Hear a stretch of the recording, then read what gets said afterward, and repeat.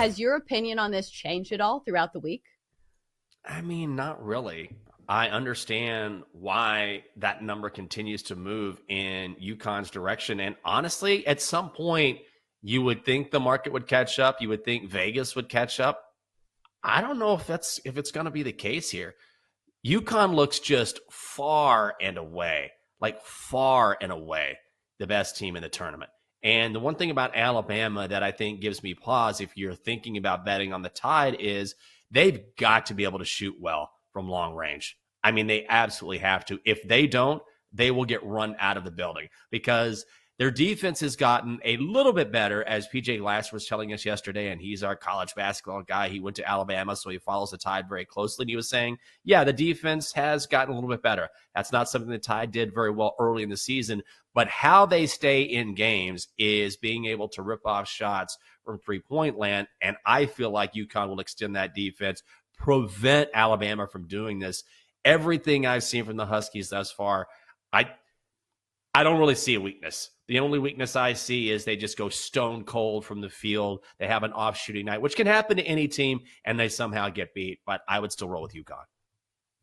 Yeah, I do think Alabama clearly has top end potential. As we've seen, there's a reason they're in the Final Four, but I don't think that they have come across an absolute wagon like UConn just yet, because I think the key metric to look at here is how does UConn defend the three? Because that's what Alabama lives and dies with. Oh, well, they're top 30 in defending the three, limiting Right. opponents to shooting just 30% from beyond the arc. Maybe, it's different when you're facing the cream of the crop. Mark Sears has been fantastic for Alabama, but I just don't see it. Maybe the number matters here, but I don't think, it's been an issue. Like, obviously, Yeah. UConn's been covering all these numbers. So I would still probably lay it with UConn. Well, I want to go with NC State, and I want to believe that your Wolfpack can keep it close, but I worry about a couple things here. Number one is we had PG out, and he was talking about the huge discrepancy. If you look at the metrics between these two teams, it's not really close. Purdue is demonstrably better. Now, that said, NC State is playing as well as anyone right now. I think I worry about NC State being able to stop Zach Edey and not just stop Zach Edey, because I know that sounds like the most obvious thing you can say ever. You got to stop Zach Edey. But we saw him down the stretch against Tennessee get foul call after foul call after foul call. And when I say stop Zach Edey, I mean you can only control him so much.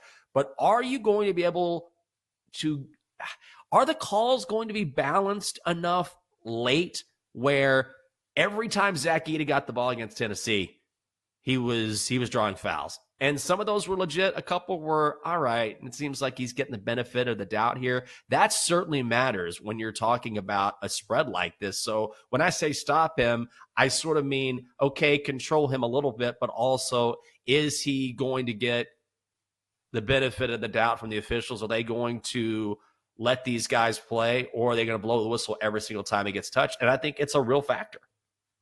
Yeah, I do think officiating is going to play a large role in this one. If DJ Burns gets in foul trouble, and if we continue to see Zach Edey get all of the calls, because Purdue got 33 free throws in that game against Tennessee. It feels like such a tough mismatch for teams who are not getting those type of free throw calls. We'll see if NC State will pound the paint. I will be interested to see if they actually put DJ Burns on Zach Edey. I would think that maybe you put somebody else on him, maybe Ben Middlebrooks, who is 6'10", certainly not the big name that DJ Burns is, but you have to keep DJ Burns out of foul trouble. The offense still kind of runs through him, even though I do think it's going to be a lot tougher to play his game, his style of backing someone down in the paint when Zach Edey has such a long wingspan.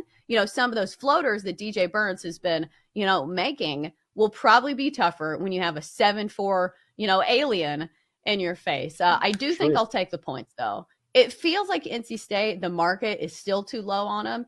Even if they lose here, I think they can keep it close. This does not feel like a team that is going to be giving up. It's a team that's playing with a ton of confidence right now. They're playing with house money. So I do think that they can keep it within hopefully 10 points.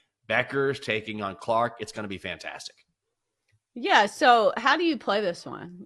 From a casual perspective, I think for me, you look at Caitlin Clark to go over points total, but I do think that that was probably more of a sharp handicap going against LSU because this was a team that, Caitlin Clark kind of had to shoot the outside shots because they're not going to let her dominate the paint. So she had to rack Mm-hmm. up the points. Do we think it's still going to be the Caitlin Clark show against UConn? Is this a different matchup? Because here's the thing, they're also going to put the points total for Caitlin Clark pretty high. Last game Oh was yeah. 31 and a half. Do we think Caitlin Clark has another massive night? Because she'd have to be, really solid in order to go over a very high points total.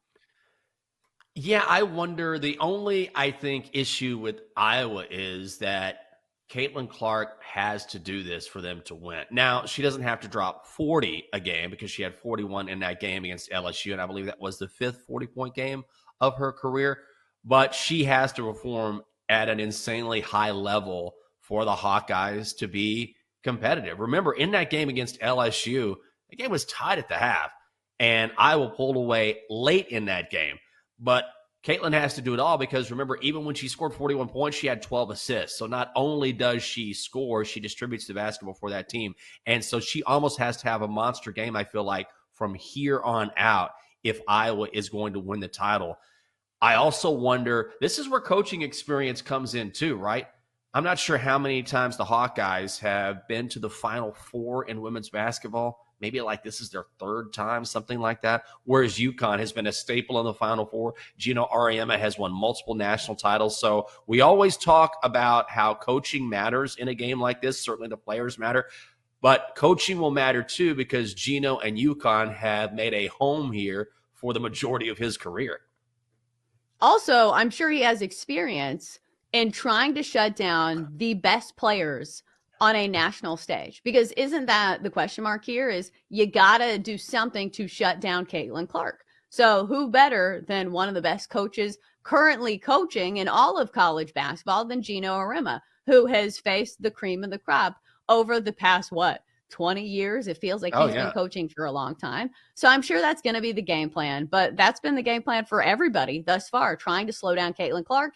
It has not worked. So we'll see. Do you still take the team that has the better overall player? Like Paige Bueckers is right there, but Caitlin Yeah. Clark has to be the best player in women's basketball right now, right? Do you just go with that team again? I mean, maybe.